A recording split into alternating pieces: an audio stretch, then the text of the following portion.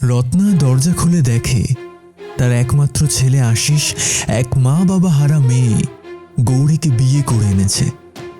দুজনেই সাধারণ পোশাকে, গলায় মালা আর গৌরীর সিঁথিতে চওড়া সিঁদুর। রত্না যেন আকাশ থেকে পড়ে।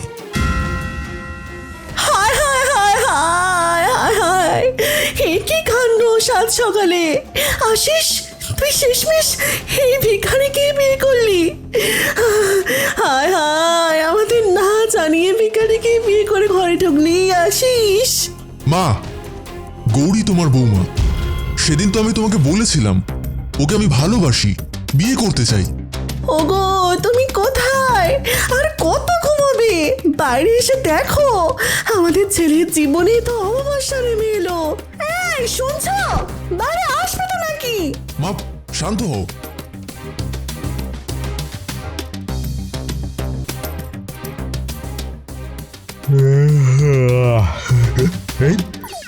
এ কি কাণ্ড!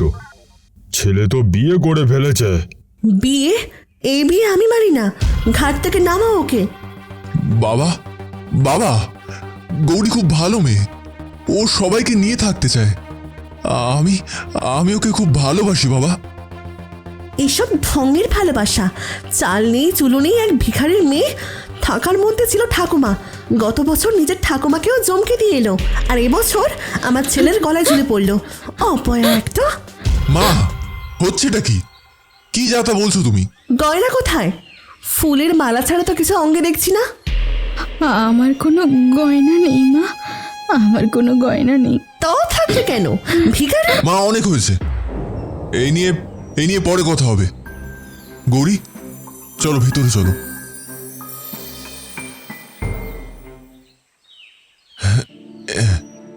এই নাও, খেয়ে নাও তো লক্ষ্মীটি। মায়ের কথায় মন খারাপ করো না, সব ঠিক হয়ে যাবে। আমরা কি ভুল করলাম? ভালোবেসে একসঙ্গে থাকাটা যদি একটা ভুল হয়, তবে ভুলই সই। ঢং, যত অদীক্ষেতা! আমার ছেলেটাকে পুরো গিলে খেয়ে ফেললো। যেই ছেলে আমায় কোনো দিন অবাধ্য হয়নি, সেই ছেলে আমার মুখের ওপর কথা বলে। এই অধঃপতন আমি মেনে নেব না। আমি এর শেষ দেখে ছাড়ব। ছেলের জেদের কাছে রত্না হার মানলেও সময়ে অসময়ে সে সুযোগ বুঝে গৌরীর ওপর অত্যাচার করত। তেমনই এক ঘটনা। একদিন দুপুরে গৌরী গুনগুন করে গান গাইতে গাইতে বাসন মাজছে। হঠাৎ লুকিয়ে পিছন থেকে রত্না এসে তাকে সজোরে ধাক্কা মারে। কোনো মতে সে উঠে আসে। সামনে শাশুড়িকে ফুল তুলতে দেখে সে স্তম্ভিত হয়ে যায়। মা, আপনি কি আমাকে ধাক্কা দিলেন? কি মামা করছো? চেল্লাচ্ছ কেন? এ মা, তুমি বাসন মাজতে এসে স্নান করছো কেন? স্নান করিনি, পুকুরে পড়ে গেছি। বাসন মাজতে এসে নিজে নিজে পুকুরে উল্টে পড়া মহিলাই প্রথম দেখলাম। আমাকে পিছন থেকে কেউ ঠেলে দিয়েছে মা, আমি নিজে পড়িনি। এখানে তো আমি ছাড়া কেউ নেই। তাহার মানে বলতে চাইছো আমি ফেলেছি? শয়তান মেয়ে! দিন যায়, মাস যায়, গৌরী সমস্ত কাজ মুখ বুজে করতে থাকে, কিন্তু রত্নার অত্যাচার তার উপর থামে না। আশিসের সামনে রত্না ভালো সাজার অভিনয় করে মাত্র।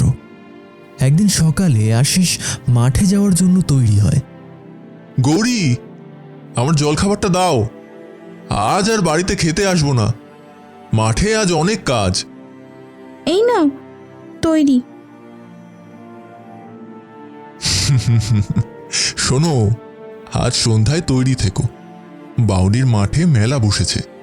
পুজোর সেই ওই লাল শাড়িটা আছে না, ওইটা পরে সাজবে কিন্তু। আচ্ছা গো, তুমি তাড়াতাড়ি ফেরো।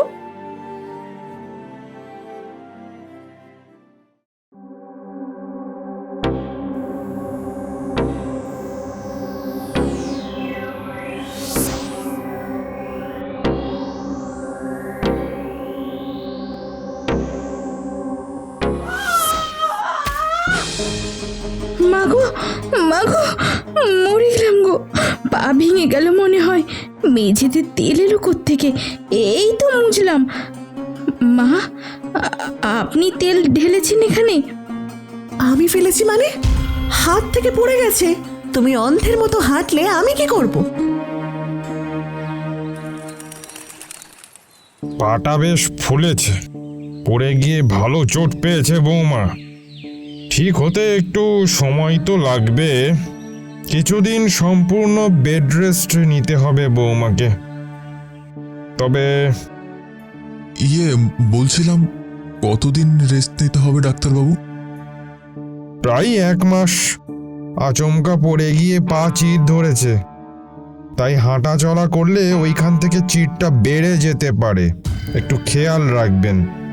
আমি ব্যান্ডেজ করে দিচ্ছি আর কিছু ওষুধ লিখে দিলাম, ওইগুলো খাওয়ালেই ঠিক হয়ে যাবে। রাক্ষসী একটা, পড়ে মরতে পারলে না? আমার ছেলের জীবনটাকে তিল তিল করে শেষ করছো। আপনি নাটক আর করবেন না। আমি কি কিছু বুঝি না ভেবেছেন? আপনি ইচ্ছে করে তেল ঢেলে দিয়েছিলেন রান্নাঘরে। আপনি জানতেন এই সময় আমি রান্নাঘরে যাব। আপনি খুন করতে চেয়েছিলেন আমাকে। হায় ভগবান, কি অলক্ষণে মেয়ে রে বাবা, নিজের দোষ আমার উপর চাপাচ্ছে। ওগো দেখছো, তোমার ছেলের বউয়ের মেজাজ দেখছো? চুপ করো তোমরা, আমার এইসব শুনতে আর একদম ভালো লাগছে না। অসহ্য।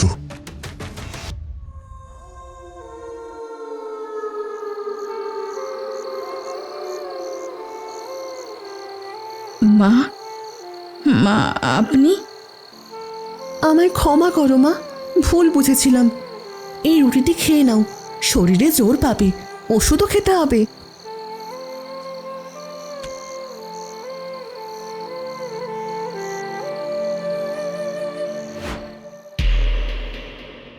মরেছে ডাইনি, এবার শেষ।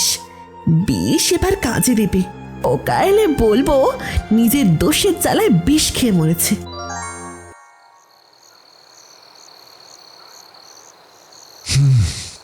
গৌরী, শরীর কেমন আছে এখন? ভালো, খাবার তৈরি আছে। তোমরা হাত মুখ ধুয়ে খেতে বসো, আমি খেতে দিচ্ছি। মানে মানে তুমি তুমি রান্না করছো? তো তুমি তো রুটিটা খেতে আসুন, ঠান্ডা হয়ে যাচ্ছে। তুমি রুটিটা খেয়েছিলে বৌমা? আপনার সামনে তো খেলাম। তোমার চোখ অমন লাল কেন বৌমা? ওর শরীরটা খারাপ, তুমি তো জানো মা। গৌরী, তুমি চলো, শুয়ে পড়বে চলো।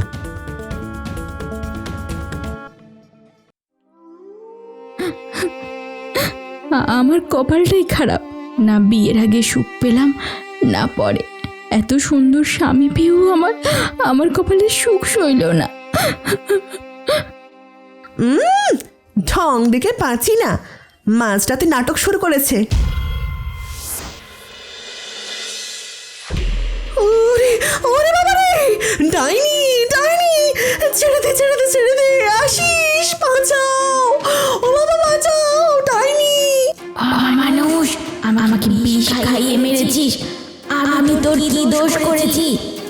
আমি যত মানিয়ে নিতে চেয়েছি ততই আমার উপর অত্যাচার বাড়িয়েছিস। তবু আমি কিছু বলিনি। আমি আশিসকে কথা দিয়েছিলাম আমি সব মানিয়ে চলবো, আমিও সুখে সংসার করব। যখন কিছুতেই কিছু হচ্ছে না দেখে আমাকে পৃথিবী থেকে সরিয়ে দিলি। বল বল কি সুখ পেলি, বল বল।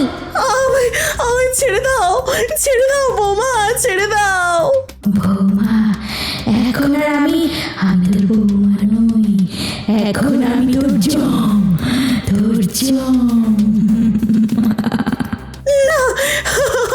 না, মেরো না বৌমা। আমি স্বীকার করছি আমি তোমাকে বিষ দিয়ে মেরেছি বৌমা। আমি স্বীকার করছি, আমি তোমাকে সহ্য করতে পারতাম না। সব দোষ আমার। ছেড়ে দাও, আমায় ক্ষমা করে দাও বৌমা। আমাকে মেরো না বৌমা, মেরো না। তোকে আমি এত সহজে মারবো না। তুই প্রতি মুহূর্তে মরবি, তিলে তিলে নরক যন্ত্রণা ভোগ করবি। পাপি তোকে পোকামাকড় ছিঁড়ে খাবে। মা, এসব কি হচ্ছে? হ্যাঁ, এটা কে ছিল? গৌরী, গৌরী তো শুয়ে আছে ঘরে। না, গৌরী বেঁচে নেই আমার হিংসার জন্য। খোকা, খোকা আমায় ক্ষমা করে দে। তাকে তাকে আমি নিজের হাতে বিষ দিয়েছি।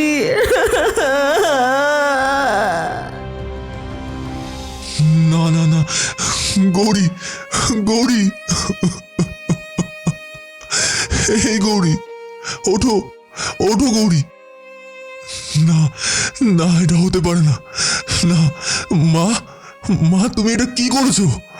তোমার তোমার এত টাকার লোভ যে তুমি একটা মেয়ে হয়েও একটা মেয়েকে মেরে ফেললে? না, তুমি এটা করতে পারো না। তুমি তুমি একটা ডাইনি, তুমি একটা ডাইনি, একটা পিশাচ। তুমি এটা করতে পারো না। না গৌরী, গৌরী। ছি, এত নিচে নামলে তুমি? এই মুহূর্তেই তুমি বাড়ি থেকে বেরিয়ে যাও।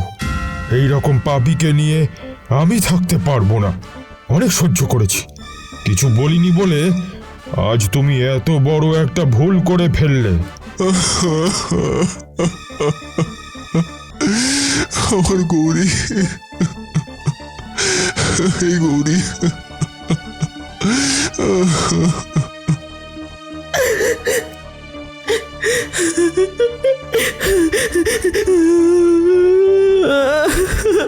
তুমি দাঁড়িয়ে দাঁড়িয়ে কাঁদছো কেন? যাও, বেরিয়ে যাও। এই বাড়ি তো দূর, এই গ্রামের আশেপাশে তোমায় যেন না দেখি। দেখলে আমি তোমায় খুন করে ফেলবো। আমার ছেলেকে আমার থেকে কেড়ে নেবে? না না না, কাউকে আমি ছাড়বো না, কাউকে না। আমার ছেলে, আমার ছেলে আমাকে দাও, আমাকে দাও। রমেশ রত্নাকে ধাক্কা দিয়ে ওই রাতেই রাস্তায় বের করে দেয়। রত্না কাঁদতে কাঁদতে কেমন হয়ে গেল। হঠাৎ সে হাসতে শুরু করলো, পাগলের মতো আচরণ করতে লাগলো।